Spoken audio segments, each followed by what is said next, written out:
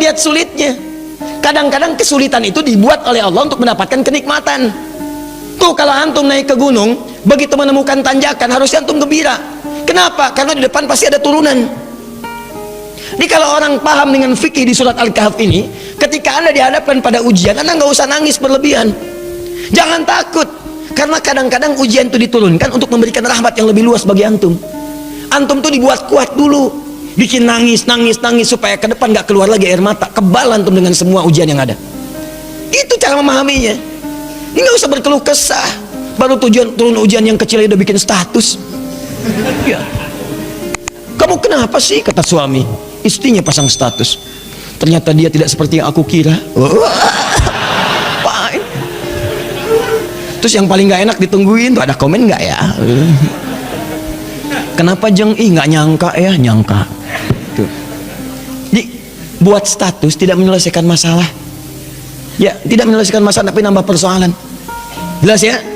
Maka bagian pertama, kalau antum diuji dengan persoalan, boleh jadi jangan persoalannya yang dilihat, itu cara Allah untuk memberikan rahmat kepada antum. Sebab kalau nggak diberikan persoalan itu, rahmat nggak akan turun. Pemuda itu kalau nggak dapat tadi itu kejar-kejaran sampai ke gua, mana mungkin turun rahmat Allah 309 tahun. Ikuti itu. Ya, saya tidak ingin mencontohkan pribadi karena mungkin disangka nanti sesuatu yang tidak baik, tapi banyak orang mempraktekkan demikian dan itu berhasil. Coba lihat, antum kenal Buya Hamka? Kenal.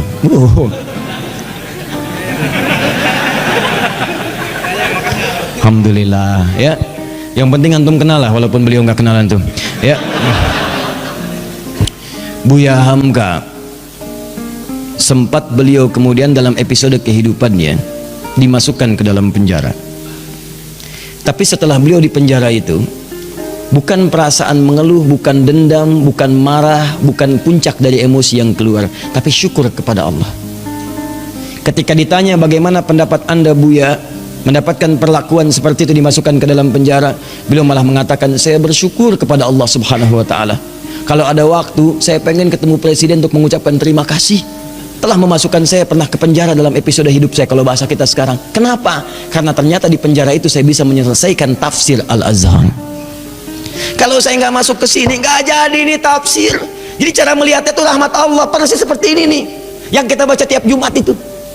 Bicara orang kalau kebiasaan baca Al-Kahf, spiritnya ada dalam jiwa, dia nggak akan gugur karena ujian-ujian. Walaupun sifatnya sakit, yang dia baca rahmatnya. Jadi kalau anda terbiasa membaca Al-Kahf, paham maknanya, itu anda akan senang melihat musibah, senang melihat ujian. Yang dilihat rahmatnya, bukan ujiannya.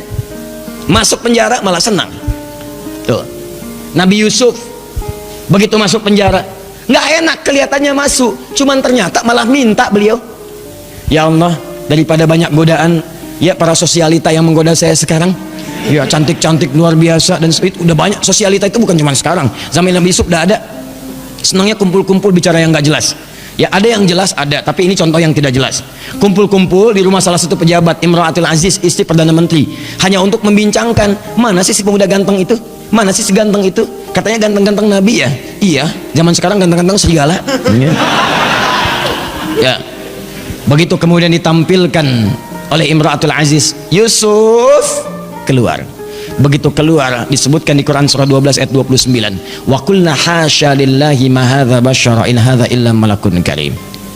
Ya, ini sih bukan manusia, ini malaikat yang menyamar dalam rupa manusia. Lewat, tak sadar ketika lewat, jarinya kemudian tergores dengan pisau itu. Saking tak sadarnya melihat gantengnya Yusuf lewat. Begini. Tuh. Nabi Yusuf ganteng, Nabi tidak sombong. Begitu melihat ujian itu, ya Allah, lebih baik saya masuk penjara aja deh. Orang sekarang Nabi bukan, Rasul bukan, ngaku ganteng, orang lewat, ibu-ibu nggak kepleset dia tantum itu kan, GR-nya luar biasa, semua ditampilin. Baik, kata Nabi Yusuf, ya Allah, akan lebih baik kalau saya masuk penjara aja. Ternyata pilihan masuk penjara itu Nabi Yusuf membaca rahmat Allah, bukan melihat sulitnya. Lewat penjara itulah kemudian beliau bertemu dengan seseorang yang narapidana, dihukum di situ, kemudian bermimpi. Lewat mimpi itulah ternyata minta takwil ke Nabi Yusuf karena dilihat orang baik, orang soleh. Ditanya apa ini maknanya, dijawab oleh Nabi Yusuf. Ternyata jawaban itu yang mengantarkan beliau mendapatkan posisi jabatan di pemerintahan. Begitu rajanya bermimpi, ya ada 7 ekor kemudian sapi, dimakan 7 ekor serigala, semuanya dimakan habis, hancur semuanya, bingung menafsirkan dia. Dukun-dukunnya sekitaran mengatakan itu paling mimpi buruk saja. Kok berulang-ulang terus-terusan? Ternyata narapidana yang bebas tadi, yang akhirnya melayani raja, membawakan airnya, minumannya, dia bercerita, di penjara ada seseorang yang bisa menakwilkan mimpi sukses. Waktu saya di sana ditakwilkan saya akan berada di sini. Saya bermimpi saat di penjara, kata orang itu, kamu akan jadi pelayan raja. Yang teman saya, kamu akan dihukum mati. Dua-duanya benar raja. Siapa namanya? Yusuf. Ternyata begitu kedengaran itu dipanggil, kemudian Yusuf, tolong panggil ke sini. Begitu ke sana, kata Yusuf alaihissalam, saya akan datang kalau raja sendiri membebaskan tuduhan saya. Maka ketika datang dibebaskan tuduhannya. Tapi yang paling penting, begitu selesai tuduhan dibebaskan, kamu akan saya angkat jadi orang terdekat saya. Coba Anda bayangkan, kalau Nabi Yusuf tidak pernah diberi kesempatan masuk penjara, maka mustahil beliau kemudian akan mewujudkan mimpinya dari kecil yang pernah bermimpi itu, bahwa beliau punya jabatan di pemerintahan, sampai bapak ibunya hormat pada masa itu sujud kepadanya. Maka takwil mimpinya saat kecil itu, ya, beliau melihat ahada asyara kaukaba wa syamsa wal qamara ra'aituhum li sajidin. Saya melihat 11 bintang, 1 matahari, 1 bulan sujud kepada saya, hormat. Ternyata begitu diangkat jadi bendahara yang sangat hebat, punya kedudukan, bapak ibunya diundang dari Mesir, datang dari Kanaan Palestina ke Mesir. Begitu datang, apa yang terjadi? Mereka langsung hormat kepada Yusuf alaihissalam sebagai bagian dari rakyat, hormat kepada penguasanya. Coba kalau nggak pernah masuk penjara, nggak mungkin terjadi begitu. Tuh antum tuh jangan lihat senangnya aja, kalau nggak ada sulitnya nggak akan datang kesenangan. Rahmat itu rahmat.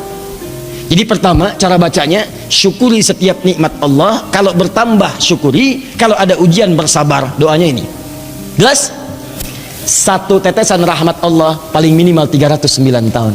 Jika diberikan lebih, maka berapa yang antum nantikan? Bisa melewati alam-alam selanjutnya. Nanti saya berikan rahasia ya. Ada yang kalau antum amalkan, itu 3 alam dijamin. Dunia diberikan, alam kubur dilimpahkan, di akhirat antum saking gembiranya sampai lompat-lompat. Tuh, betul sekali. Betul. Ya itu. Ya. Paham? Apa itu? Nanti belakangan. Sekarang bagian terakhir. Ini sudah menyakiti fisik nih. Domain fisik. Yang tadi masih ancaman, dikejar-kejar, masih bisa ngindar. Kalau yang ini fisiknya udah dipegang, diancam. Bahkan luar biasa, udah mengalami kontak fisik. Kejadian ini kontak fisiknya dilemparkan ke laut, dimakan ikan paus. Psh, masuk tuh. Saya mau tanya pada antum, kalau masuk ke perut ikan paus, sempit atau luas?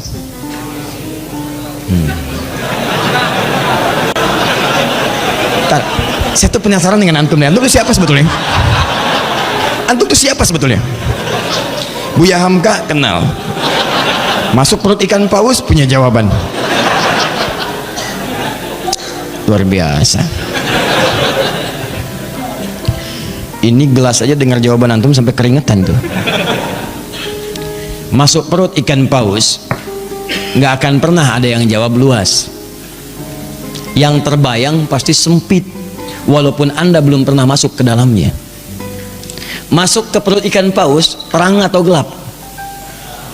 Tuh, gelap. Sudah pernah masuk, Bu? Belum, Ustadz, tapi kita bisa bayangkan. Karena nggak ada cahaya di sana, PLN pun nggak bisa masuk. Nggak, saya kebayang kalau ada inovasi PLN, petugas PLN berdasarkan kisah Nabi Yunus ingin memasukkan listrik ke dalam perut ikan paus. Bagaimana cara masangnya?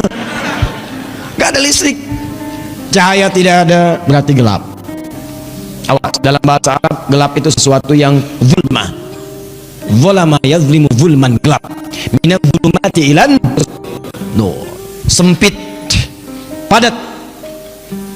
Teman-teman, ada yang kemudian dianiaya, itu nabi lagi, Nabi Dzannun, Nabi Yunus alaihissalam, diusir oleh umatnya, masuk ke perkampungan, naik ke atas kapal, di situ bahkan diundi, ternyata beliau harus dilemparkan. Ini kapal keberatan nih, zalim, ambil aja orang itu, undi, dia orangnya, lemparkan. Begitu dilempar ke dalam perut ikan paus, ya, dilempar ke lautan, ditangkap ikan paus. Oh, hebat ikan paus, dan nungguin, tangkap, masuk. Apa yang terjadi? Gelap, sempit, sesak, capek luar biasa. Tapi yang ingin saya sampaikan adalah, perhatikan baik-baik. Wadhannuni, Quran surah ke-21 ayat 87 sampai 88. Saya tuliskan. wa dhannuni idh dhahaba mughadiba fadhanna an lan naqdir alaihi fanada fi dhulumati, gelap, ya alla ilaha illa anta subhanaka inni kuntu minadh zalimin. Sebelum kisah ini dimulai, saya akan anjak Anda ke ayat sebelumnya, yaitu 84, 85, 86 ya. Khususnya 85 dan 86. Ketika di 85 Allah menyebutkan wa Ismaila, kemudian ada Idris, ada Zulkifli, disebutkan mereka termasuk kalangan orang-orang yang baik. Di ayat ke-86-nya wa adkhalnahum fi rahmatina. Mereka itu Ismail alaihissalam, Idris alaihissalam, Zulkifli alaihissalam. Kata Allah, golongan-golongan yang kami berikan rahmat kami kepada mereka. Rahmat diberikan. Dan menariknya ketika menyelesaikan ayat 86 ini, masuk ke 87 pakai wawu, wa dhannuni, wawunya wawu ataf. Saya ajarin ilmu nahwu sebentar ya. Di ilmu nahwu itu begini. Kalau ada kalimat, kemudian pakai wawu, maka hukum kalimat setelah wawu ini diikutkan pada sebelumnya. Ya, misal saya contohkan begini. Zahaba Kevin wa Stephen wa Edward ilal masjid. Ya, kita ganti namanya sedikit supaya agak sedikit milenial. Kevin, Stephen dan Edward pergi ke masjid. Ya, mereka berangkat ke masjid Muslim. Ya, masuk Islam, kemudian sholat, berangkat ke masjid. Kevin, Stephen, Edward. Ada satu orang lagi yang belum disebutkan. Belakangan disebutkan wa Asep misalnya. Kenapa ketawa? Ya, sekarang kan nama-nama tertentu membuat bahkan pendekatannya agak beda. Ya, dalam bahasa Arab itu tukhalif tu'raf. Kalau kalian pengen dikenal atau pengen dapat sesuatu, ada cara yang kedua selain berbuat kreasi yang bagus, yaitu sedikit nyeleneh. Maka mulai kemudian nama dibeda-bedakan. Ya, Asep Golok, Edi Samurai gitu kan, Atta Halilintar ya dan sebagainya, itu macam-macam lah. Ya. Nah, misal Zahaba Kevin wa Stephen wa Edward wa Asep. Ya. Nah, ini ilal masjid, disebutkan ke sini ilal masjid wa Asep. Maka Asep di sini itu sama-sama pergi ke masjid bersama tiga orang ini. Diikutkan hukumnya. Di ayat 86 wa Ismaila, kemudian ada Idris, ada Zulkifli. Di ayat 86-nya, 85 disebutkan orang-orangnya, 86-nya wa adkhalnahum fi rahmatina. Orang-orang yang kami sebutkan tadi kami berikan rahmat Allah. Kami masukkan mereka dalam rahmat kami. Rahmatina, tiba-tiba ayat 87-nya wa dhannuni pakai wawu. Dan di antara mereka juga ada yang lain selain yang mereka dapatkan ini. Selain Ismail, selain Idris, selain Zulkifli alaihissalam yang mendapat rahmat kami, ada nabi berikutnya yang ingin kami kisahkan. Siapa itu? Dhannun. Dhannun juga mendapatkan rahmat kami. Begitu cara memahaminya. Di ayat 87 ini jangan pisahkan di ayat 86. Ada orang-orang yang pernah mendapatkan rahmat kami, ini orang-orangnya. Selain mereka ada lagi. Siapa itu? Wa dhannuni. Demikian juga dengan Dhannun, Nabi Yunus alaihissalam. Beliau pun pernah mendapatkan rahmat Allah. Kapan rahmat itu diberikan? Dalam situasi yang sangat sulit. Idzahaba mughadiba, ketika beliau kemudian merasa tidak senang dengan perlakuan kaumnya, dizolimi, dilemparkan ke perut ikan paus, sulit luar biasa. Saya tanya pada antum, nih ya, tolong jawab dengan sepenuh kejujuran. Dengan jujur antum jawab. Maaf sekali, kalau antum berada di perut ikan paus, kira-kira masih ada peluang nggak oleh manusia untuk diselamatkan? Tuh, nangis tuh kan, karena tahu nggak mungkin. Tadi kan begitu saya sebutkan rahmat, ya. Begitu kita tanyakan ada peluang nggak, bayi aja tahu. Tuh. Ya. Jadi sulit mendapatkan peluangnya. Orang masuk perut ikan paus, ditelan, siapa yang mau nolong? Manusia mengatakan mustahil, nggak usah ditolong lah, nggak ada harapan. Yang ada malah kita ikutan ke dalamnya. Paham? Tuh. Kalau gerah kipasi, kalau perlu air berikan, kalau ada permen sampaikan. Maka teman-teman sekalian, nah berdoalah kemudian Nabi Yunus kepada Allah. Apa doanya? Nih, perhatikan kalimatnya. Wanada fi dhulumat, maka dalam suasana gelap, capek, resah itu beliau berdoa kepada Allah. alla ilaha illa anta. Tolong minta air. Ya, oh ini aja nih. Nah, atau aqua, ada aqua. Baik. Ini tolong diberikan ke belakang, barangkali haus.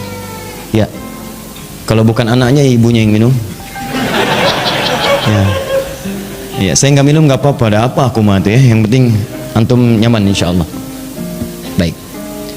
Antum ikhwan ada lagi yang mau nangis?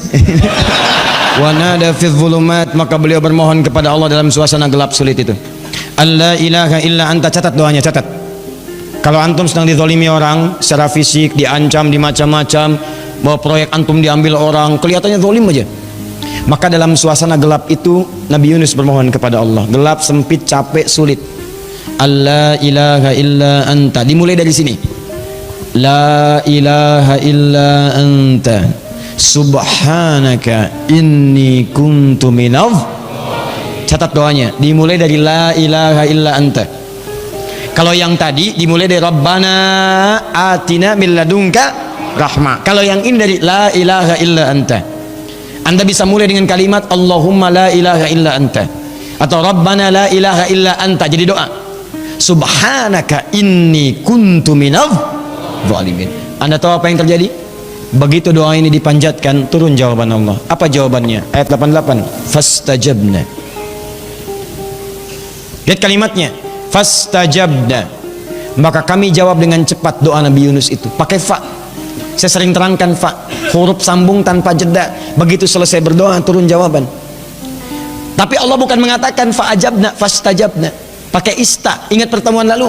Kalau ada ista berarti ada tuntutan, amalkan dulu ininya baru kami berikan jawabannya. Seakan-akan ingin dikatakan begini, amalkan dulu doanya, resapi doanya, kami kabulkan